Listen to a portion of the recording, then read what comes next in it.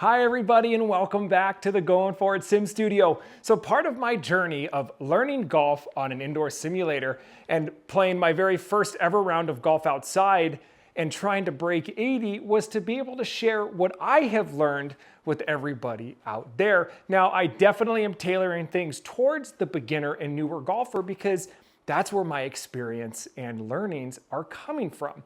Now what I want to do is talk specifically about learning. Whether you're learning here on a simulator or outside, we're going to talk about how you can set your expectations as a beginner to not only help deal with the pressure that this game has, but how to take an impossible game that is very difficult to learn and be happy and enjoy the process that you have from start through playing the game that you want to play.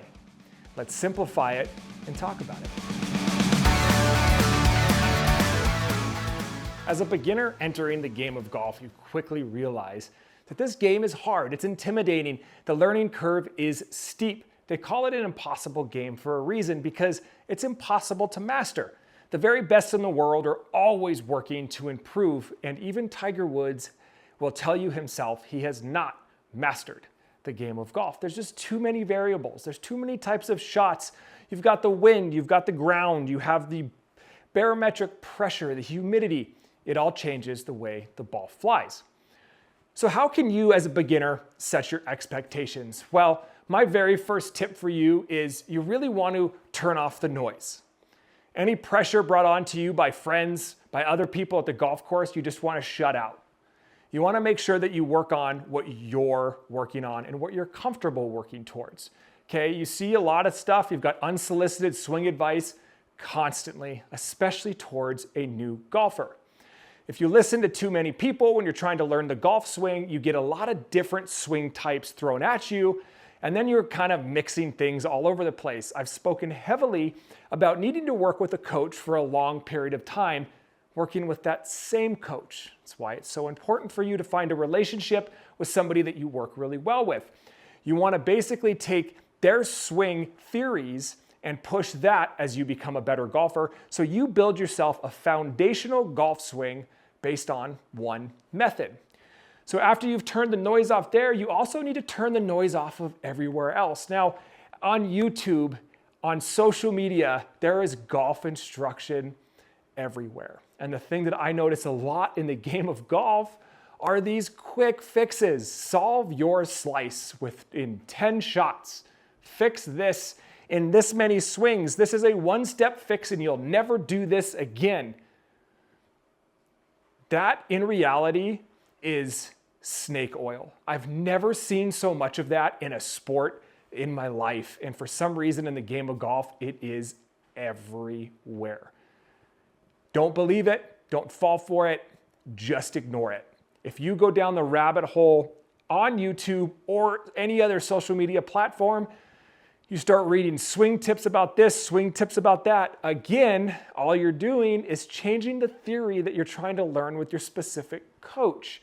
If you're trying to learn yourself, find somebody you're trying to follow online and stick with what they're talking about. If you start bringing in everybody's different options of fixing things, you're just going to kind of put yourself in or down a path that's not going to get you the outcome you're looking for. So the expectation for yourself is really to slow down and enjoy the process because it's hard. Nothing's going to be a quick fix. You're not going to be able to jump on YouTube, especially as a newer beginner golfer, to solve a specific issue in your game and watch that, relay that onto the practice green and then onto the course as a correct fix.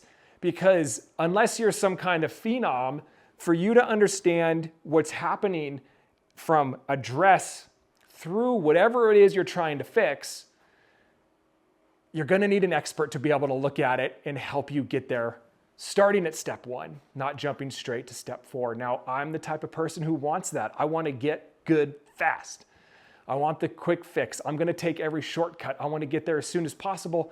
And what I've worked really hard on and what the game of golf has taught me is to enjoy the process more than I ever have before. And as soon as I set that expectation for myself, I really started to enjoy the game a lot more. And in fact, I look forward to practice. I love learning. I like to watch, I like to listen to experts, not to fix certain things, but just to learn more about the mechanics of that game. It's awesome, and it makes it fun because then as you progress, you always have something else to work on. Your game gets better and better, and then before you know it, you're playing the game way better than you ever had imagined, and then you're having a great time out on the golf course. So, just to summarize real quick, setting your expectations to learning the game of golf is very important. There's no quick fixes. It doesn't exist, especially in this game.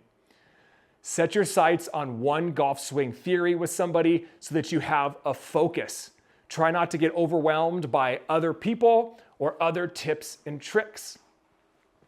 And set the expectation that you're going to enjoy the process, the ups and the downs, because one thing you'll hear all the time, and it'll always be like golf, is you can walk on, whether it's on a sim or outside, and have a fantastic driving range warm-up session.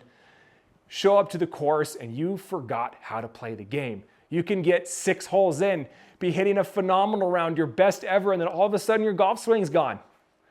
And it's infuriating. It is so frustrating. So you just have to step back, take a breath, go back to your expectations of, hey, this isn't easy. I'm gonna struggle, but it's fun. So how can we figure out through our training how to get that ball flight back to where it was a hole ago? Please like, follow, and subscribe. I'm gonna continue sharing my experiences learning golf only on an indoor simulator before I go outside and attempt my very first ever round of golf outside, where I'm gonna try to break 80. It's happening really soon, and I'm very excited to be back on track. Set those expectations, enjoy the ride. See you next time.